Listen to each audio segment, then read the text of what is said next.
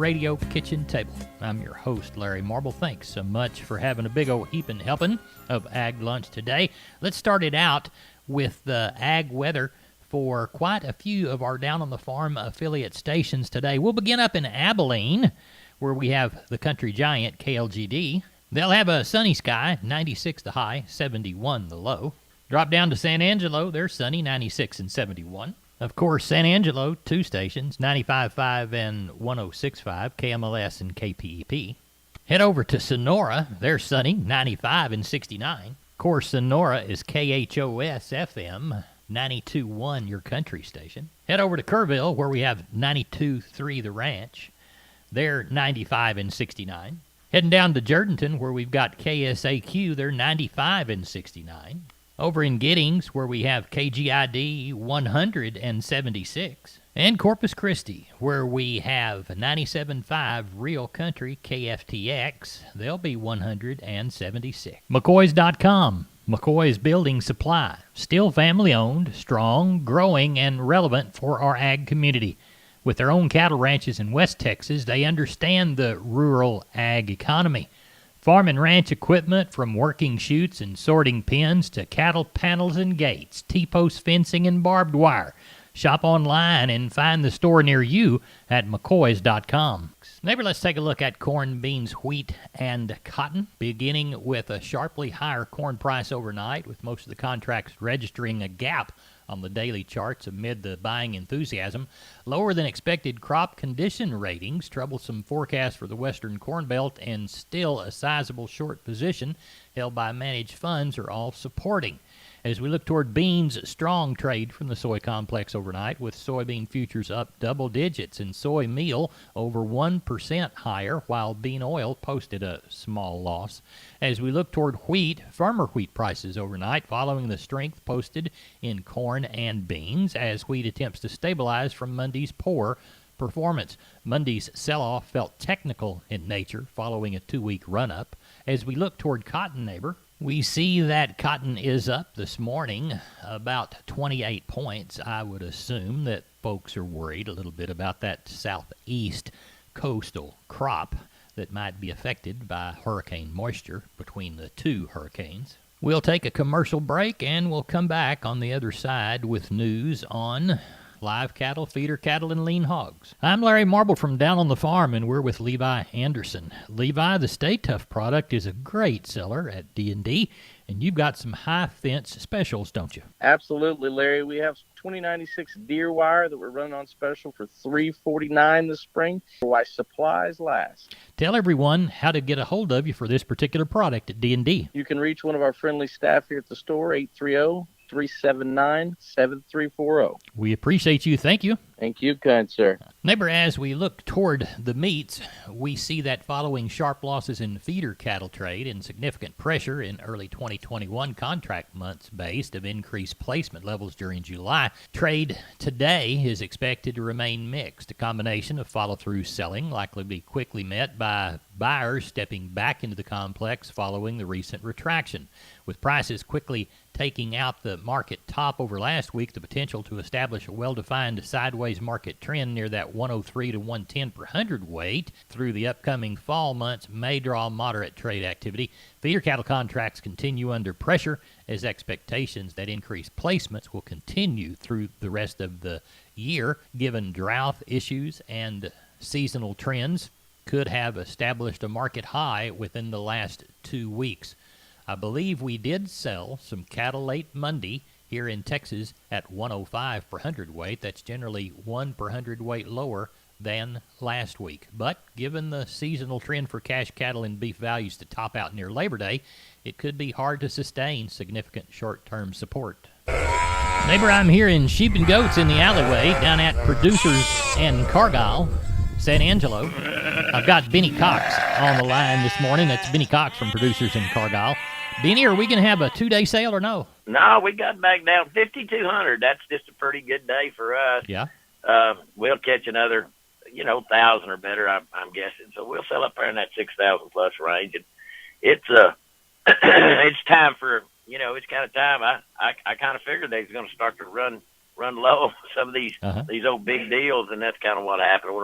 yesterday last when I was out yesterday evening. Not very many of the big deals, a lot of just trailer load stuff. But much the same mix. Fell off a good deal last week, or some, news is pretty fast anymore, and that might have some bearing upon it, but it's been awful hot and it's pretty darn dry in most all your sheep and goat raising areas around here. So we're not out of the woods yet, but hopefully this thing is we're starting to get down to the high 60s, 70 degrees or so in the morning time instead of that 78 or 9, maybe 80. And the chances for rain are a whole lot closer than they've been. So that's hopefully good. That deal will come in here and straighten everything out. Well, good. Now, we have a lot of meat that goes to the Houston area. They're going to have a chance of a hurricane later in the week, tomorrow or Thursday. Is that going to put the buyers off there any? Gosh, I don't think so. These guys that most of the livestock, even those that go to Houston, most of those guys, they have people that are up here buying for them, and most of them have the ability to, hold them some. We actually will hold livestock for people and feed them till they load out. And so just waiting a day or three, I don't think it's that big a deal with those guys. And that all that could straighten out, within a day or three after it hits, if, even if it is, if there's a lot more water than they need. Right.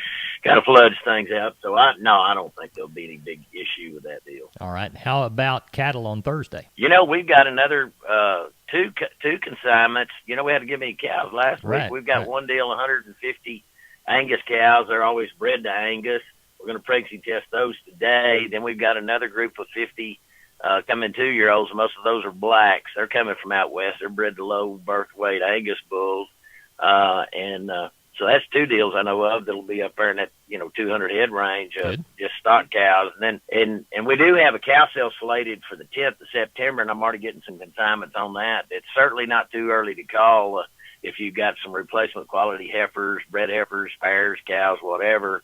So if they plan on sending something they need to give me a call so I can get it on the advertising. Well, tell us how to get a hold of you. Well, they can call me on my mobile. It's 325-234-4277. The office is the same area code, 653-3371, or they can always look at the web, which is producersandcargyle.com. We're on the line with Wade Floyd from D&D Texas Outfitters Seguin. Wade, everybody thinks about deer in the fall, but we really need to take care of the protein situation all year round. What do you got to offer us this week? Yeah, Larry, we do Antler Max proteins and your Antler Advantage made by Purina. They're some of the best. If you feed them year-round, you really do see the result. We also carry a Double Down protein that's been becoming very more popular. And we want you to get it at D&D in Seguin. Wade Floyd, tell everybody how to contact you. Larry, they can call me here at the store at 830-379-7340, extension 180. Neighbor, when you hear Auctioneer Troy sound off on a Tuesday, he's up in Abilene helping Henry Pickett get stuff sold today. Henry Pickett, it's cool in the morning up there, makes it a little easier to get cattle in on a sale day. Oh, it works pretty well if they get it done before 10 o'clock, but after that it's still getting up there in the mid to high 90s, but It's a lot nicer. Good deal. You just need a rain. Yeah, I'll put a chain on one and we'll drag it up to you. How's that? That sounds good. Well, tell us what you got coming today. Last night we started out with about 650 cattle, 150 cows. We've got 3 special consignments this morning. We've got 49 head of 7-weight steers and heifers. They're all natural. They've had 2 rounds of shot. They've been weaned over 45 days. We've got another set of 48 head of 4- and 5-weight steers and heifers, and they've had 1 round of shots. Then we've got a set of 23 steers and heifers off another ranch, and they've had 1 round of shots. So you've got a good start today, don't you? Oh, I think so, and I think we'll end up with a little over 1,000. We've got one good customer that's kept some heifers back. He's got 21. I think there's 13 blacks and black baldies and 8 solid blacks. He was going to keep them for replacements, and it's getting so dry up here, we thought we'd try to help him out and sell them in the country, but if anybody's interested, they're just weighing about 650 to 700. Okay. But they can get hold of us here at the barn. All right, good deal. Well, tell us how to get a hold of you, Henry. Here at the barn, we can be reached at 325-673-7865. My cell number is 940-733-8208. To learn more about Pioneer corn and soybean production, we've taken to the air. We're approaching Tipton, Indiana. Tipton is a small town, but it plays a big role in the Pioneer pipeline. Below me is one of Pioneer's seed production facilities. Hold right here, please.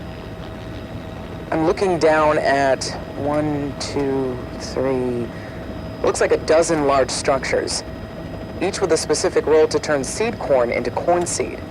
Husking, drying, shelling, cleaning, color sorting, seed sizing, the list goes on.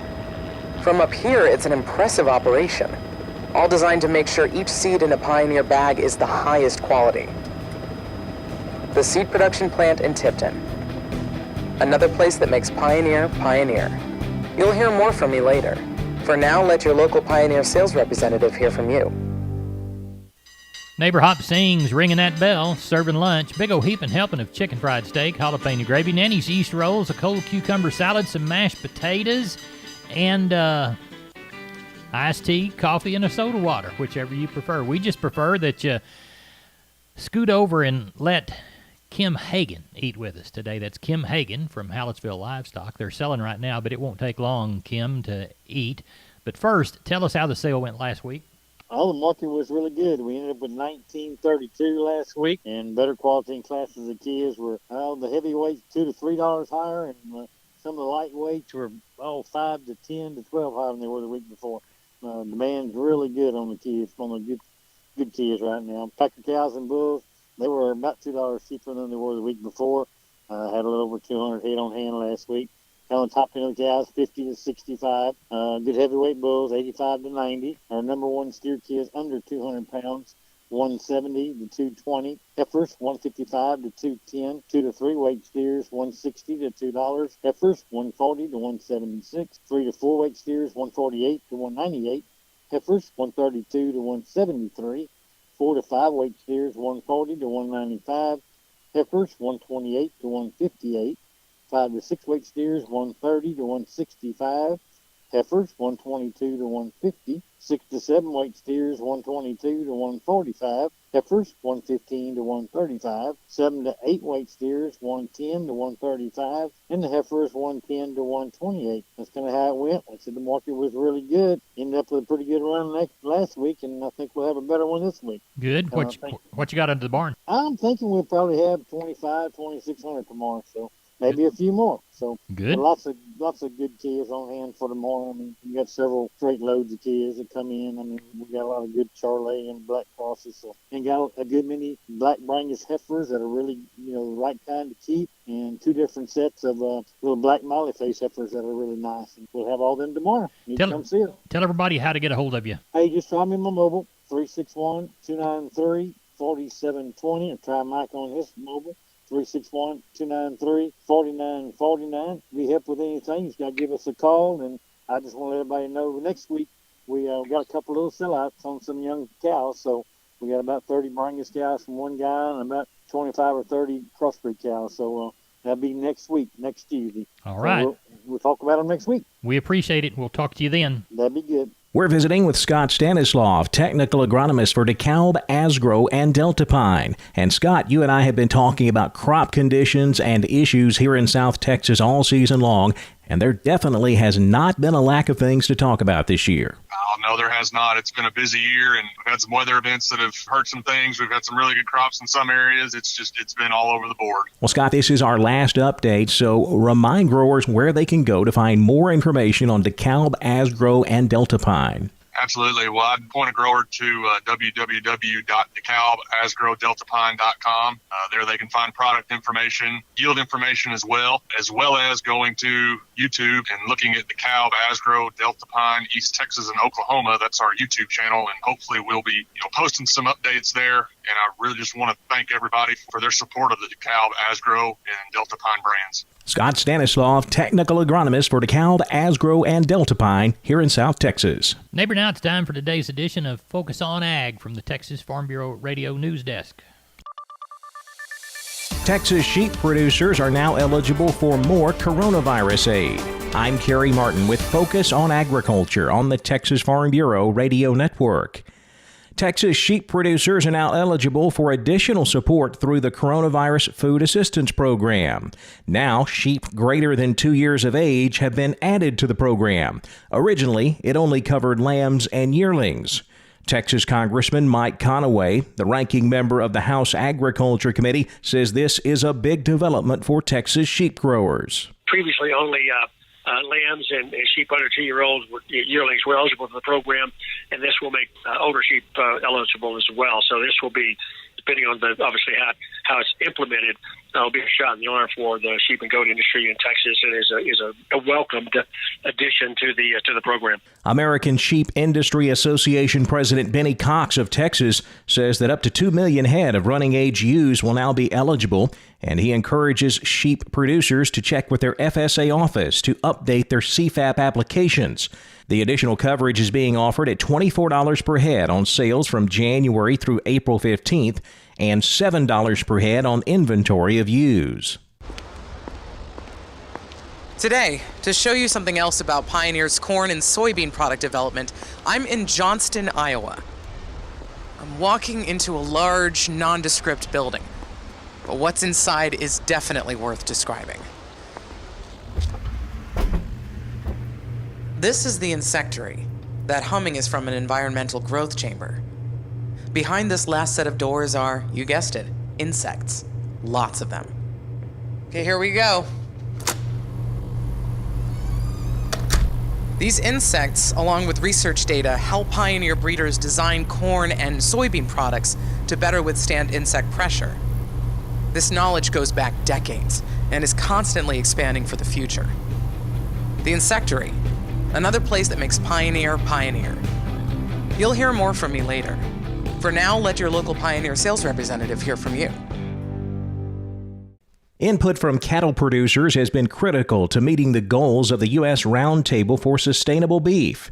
Ben Weinheimer, vice president of the Texas Cattle Feeders Association, says the next phase for the roundtable will be a continued focus on outreach and education. There'll be a continued focus on outreach and education, providing additional tools and resources that the roundtable will build out to really make the framework much easier to utilize. Another aspect that's moving forward is this idea around setting goals and targets. Weinheimer is the immediate past chairman of the U.S. Roundtable for Sustainable Beef. I'm Kerry Martin on the Texas Farm Bureau Radio Network. Neighbor, let's take a look at those commodities as close to this hour as we can get. December corn up 8.5, 353.5. November beans up 9 3/4, 915.5. December Kansas City hard red winter wheat up 10.5 at 456 3/4. December number 2 cotton down 15, 65.61. October live cattle up 47.50, 108.40. October feeder cattle up 60, 143.42. October lean hogs up 117 at 55.77. September U.S. dollar down 179 points at 93.11, while your October West Texas Intermediate crude's up 37 at 42.99. Neighbor, there's your commodities of ag interest. Neighbor, we have no report from John Tuggle for Gulf grains today, so let's look toward the Panhandle. Milo from the Canadian River and North, 511 to 618. Wheat 404 to 433. Corn 323 to 391. Triangle area from Plainview to Canyon to Farwell.